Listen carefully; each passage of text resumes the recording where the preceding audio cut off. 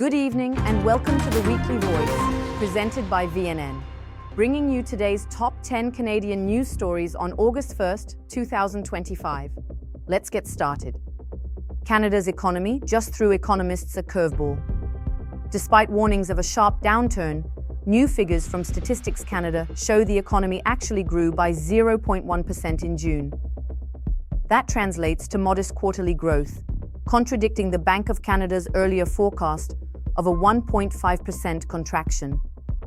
The unexpected lift came from gains in retail, wholesale, and manufacturing, while mining and oil sands sectors remained weak. The job market also helped stabilize things, adding 83,000 new positions, although most were part-time. But the celebration may be short-lived. Prime Minister Carney has warned that if Canada fails to strike a deal with the US by August 1st, tariffs on exports could rise to 35%, casting a shadow over the third quarter. Toronto's luxury hotel scene just made headlines. The Ritz-Carlton, one of the city's most iconic properties, has been sold by Cadillac Fairview to Pacific Reach and the Dilawri Group for over $247 million. This purchase marks a bold entry into Ontario's real estate market for Pacific Reach and a major expansion into hospitality for Dilawri, Canada's largest auto dealer group. While Marriott will continue operating the hotel, new renovations are already in the works. The deal highlights surging interest in luxury hospitality assets across downtown Toronto. In a major diplomatic shift, Canada is re-establishing ties with India. Foreign Minister Anita Anand announced Jeff David as the new Consul General in Mumbai, the first such appointment since tensions erupted in 2023.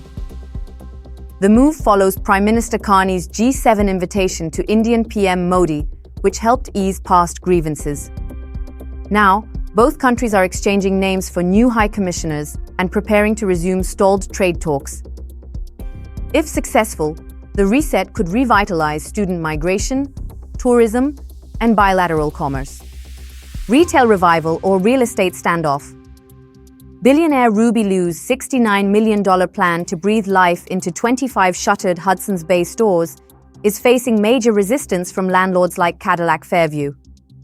Liu's company, Central Walk, wants to reopen the iconic department stores with a modern twist. But many mall owners aren't convinced. With court hearings set for later this month and over 1,000 job applications already received, the future of Canadian retail may be hanging in the balance. A disturbing surge in digital hate is putting Canada's multicultural image to the test. New data reveals over 26,000 anti-South Asian posts on X in just 2 years, up more than 1,300%. From viral TikToks mocking Indian workers to hate-fueled conspiracy theories, the online attacks are spilling into real life. Racist outbursts, threats, and rising hate crime rates are prompting urgent calls for action. Experts say far-right rhetoric and economic frustration are fueling the fire, and if left unchecked, the consequences could fracture the very foundation of Canadian diversity.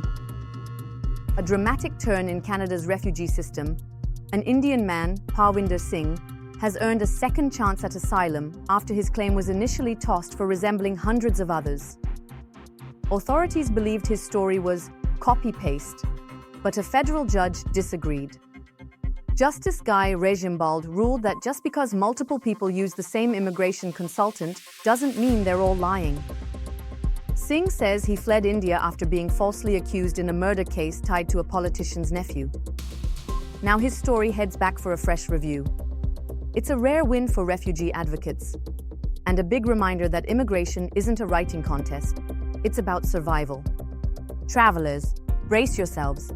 Air Canada's 10,000 flight attendants may strike as early as August 16th. Contract talks have stalled, and a strike vote wraps up August 5th. Union leaders say wages haven't kept up since 2000, and attendants often work unpaid during boarding and safety procedures. Air Canada insists a deal is still possible, but travel experts say passengers should prepare for last-minute chaos. Just don't cancel your flight early. You might lose compensation rights. If a walkout happens, refunds and rebookings will be required by law. Tensions are high, and summer travel just got more uncertain. Prime Minister Mark Carney is pushing back after Donald Trump raised tariffs on Canadian imports from 25% to 35%.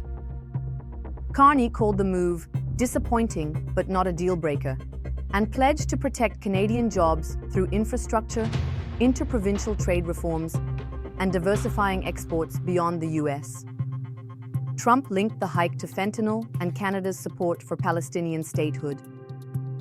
Carney says Canada accounts for only 1% of fentanyl imports and has invested heavily in enforcement. With business leaders worried and opposition leaders demanding full tariff rollbacks, the pressure on Ottawa to respond is growing. Feeling the pinch at checkout? You're not alone. Tariffs are driving up costs for basic goods in Canada. Fridges and washers are up due to metal tariffs. New and used cars are rising too, with a 5% jump year over year. Grocery staples like canned soup, orange juice, and peanut butter are becoming luxury items, up to 8% higher. Even home repairs and construction are more expensive due to building material costs. With both Canada and the US doubling down on tariffs, everyday Canadians are footing the bill in this economic face-off. Trump's latest tariff hike isn't just about trade, it's raising fears of political overreach. The 35% levy on Canadian goods is being called an economic annexation tactic by critics. Trump once joked about making Canada the 51st US state. Now, Ottawa's reading between the lines. Premier Doug Ford wants a 50% counter-tariff, while economists say Canada's pivot away from US trade may actually help in the long run. Carney says we'll keep negotiating, but we're also investing in Canadian industries to avoid being bullied. With Mexico getting a softer deal, all eyes are on how long Canada can hold the line. That's all for today's top stories. Thank you for joining us on The Weekly Voice, presented by VNN. Stay informed, stay engaged, and we'll see you next time.